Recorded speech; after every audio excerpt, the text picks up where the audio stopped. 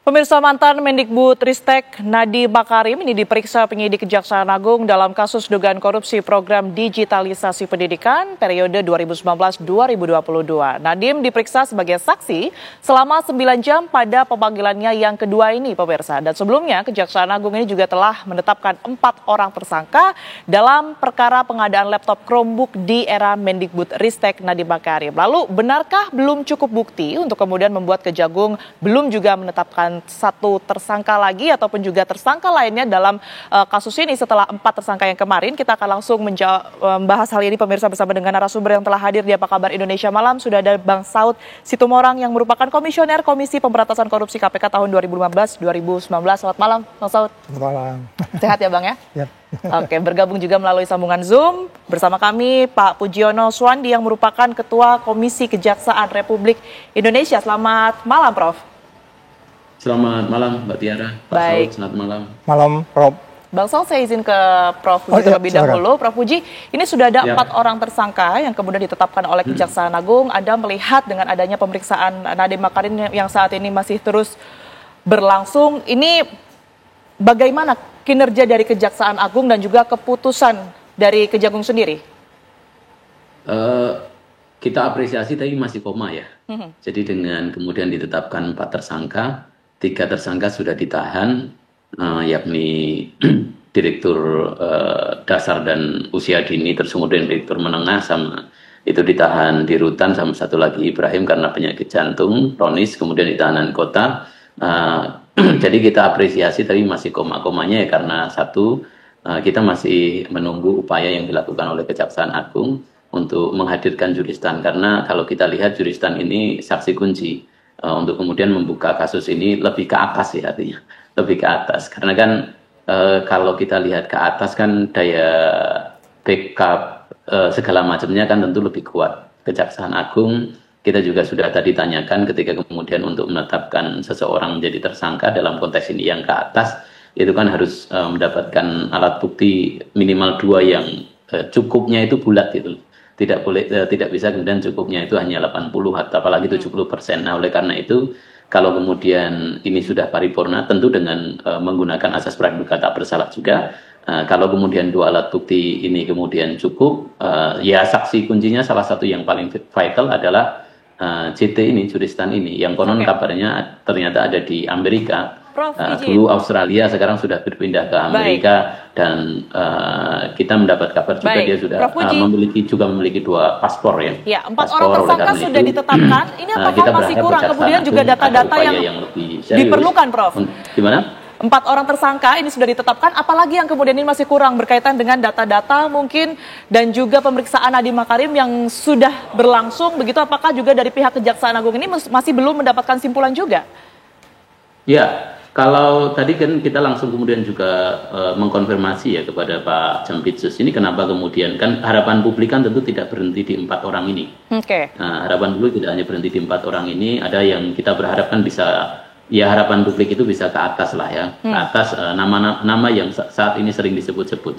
Nah, dari yang kita dapat hasil konfirmasi itu adalah dibutuhkan alat bukti yang lebih bulat gitu. Nah, selama ini alat buktinya belum terlalu bulat sehingga belum kemudian yang bersangkutan belum terlalu mengarah untuk kemudian ditetapkan menjadi tersangka sehingga masih jadi saksi. Nah, harapan kita adalah, karena kan kalau kita lihat cara berpikir dan konstruksi kasus ini kan sebenarnya sudah jelas ya.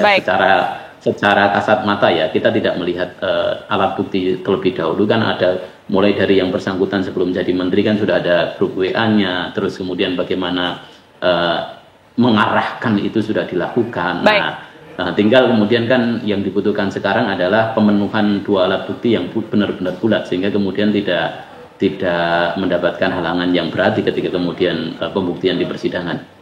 Baik, saya ke Bang Saud. Bang Saud, sudah ada 4 tersangka yang kemudian ditetapkan. Kemudian juga mantan Menteri Mendikbudristek ini sudah diperiksa begitu ya. Apakah Anda melihat ini sebagai pintu masuk untuk diungkapnya aktor intelektual mungkin sebagai pengambil keputusan atau bahkan selevel menteri di sini? Ya, pertama mungkin karena saya sering bicara ini di TV One gitu sama profesor aja kalau nggak salah 2-3 kali. Ya saya disamperin sama orang-orang, Bang Saud, itu barang yang dikasih ke sekolah saya itu sekarang kami simpen di gudang katanya gitu. Okay. Ini perlu diklarifikasi ya, tapi saya anggap orang itu tidak bohong sama saya. Tetapi artinya gini, ini kalau gini artinya total loss ini, artinya yang dibeli itu nggak ada gunanya.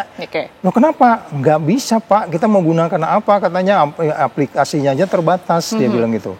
Jadi artinya selain ada pembelian yang tidak bisa digunakan, ternyata ada isu korupsi di dalamnya gitu.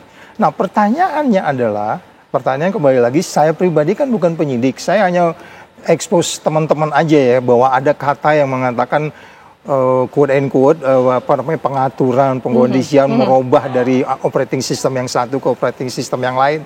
Itu kan sebenarnya udah menunjukkan ada perbuatan seseorang dalam hal ini di level yang paling tinggi. Tetapi kemudian kalaupun teman-teman katakanlah penyidik masih perlu keyakinan, kalau saya sih melihat dari dari sekali lagi saya harus jelaskan sumber informasi ke saya terbuka, tidak pernah bahkan saya bertanya ke manapun kepada siapapun, saya hanya belajar dari sense saya gitu ya. Saya pikir tidak mesti harus 20 pertanyaan yang saya ajukan. Sebenarnya saya sudah bisa memastikan bahwa menterinya harus bertanggung jawab.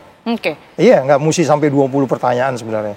Karena sudah kelihatan dari proses penyelidikan aja teman-teman di kejaksaan itu pasti udah tahu lah. Mereka penyidik-penyidik udah berpengalaman, penyidik senior. Artinya gini, mereka sudah dari penyelidikan itu udah ketahui siapa berbuat apa dan kemudian berapa kerugiannya, apakah kita kenakan subsidiarnya atau primernya pasal 1, pasal 2, pasal 3. Mereka udah tahu. Jadi matter of strategi mungkin. Jadi kalau Bang Saud melihat, sekalipun memang sebenarnya bisa ya dalam satu kali pemeriksaan ini tidak harus 20 pertanyaan begitu yang diajukan, ini penyidik juga bisa. Itu pikiran saya loh ya, logik saya. Karena kan saya 4 tahun di KPK itu juga kan penyidik dan penuntut. Jadi begitu ngelihat orang tuh rasanya pengen nuntut terus gitu. Jadi maksudnya sudah bisa ada simpulan yang kemudian sebenarnya ditangkap dalam pikiran saya, penyidik, dalam gitu pikiran saya dan ini kan kita bicara pattern, paternalistik, nggak ada seseorang anak buah itu mutusin sendiri, itu nggak ada di mana-mana. Harusnya sudah cukup begitu. Bagaimana Prof Puji Anda menanggapinya? Jangan paksa Prof Puji untuk menjawab.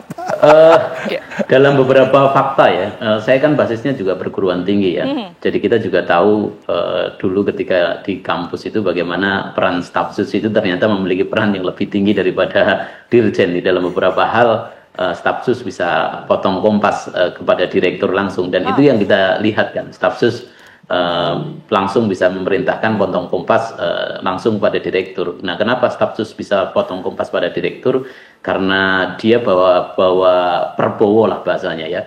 Dia bawa tongkat komando, dia bawa tongkat yang tongkat ini ternyata kan sudah berdasarkan perintah dari atasnya. Tentu kan yang ditakutkan oleh para dirjen kan itu dulu. Nah, yang hari ini kan terungkap, dan memang betul kenapa dulu staf sus zamannya Pak Nam ini memiliki peran yang begitu besar, ya karena memang dia diberikan tongkat yang lebih besar daripada dirjen. Dan kalau kemudian logika patternnya yang kemudian disampaikan Bang Saud itu sesuai, maka sebenarnya ya tidak butuh waktu lama lagi. Dan kita juga percaya di teman-teman di Kejaksaan Agung juga sudah komitmen, dan kita tanya ada nggak ini barrier, misalnya ada tekanan-tekanan politik tertentu, dan dijawab tidak ada, sehingga murni bahwa ini penegakan hukum. Dan arahnya kalau kita lihat kan sudah jelas, hanya kemudian membutuhkan keyakinan yang paripurna untuk kemudian menetapkan yang disebut Pak Saud tadi menjadi tersangka.